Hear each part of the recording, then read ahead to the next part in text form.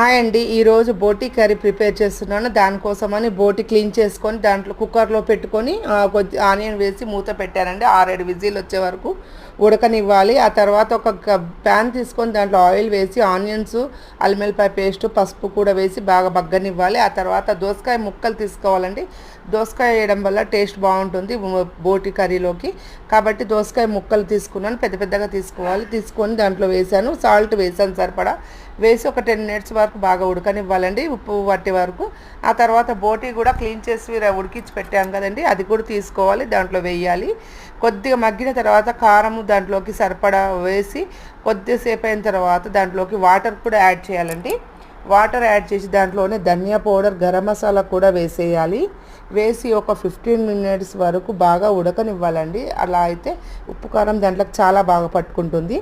చూడండి, నేను చేసే రెసిపీలు ఎలా ఉన్నాయో ఒకసారి కామెంట్ రూపంలో తెలపండి. ఏదైనా మిస్టేక్స్ ఉంటే చెప్పండి. మా ఎలా ఉందో మా రెసిపీ లైక్ చేయండి, షేర్ చేయండి, సబ్స్క్రైబ్ చేయండి.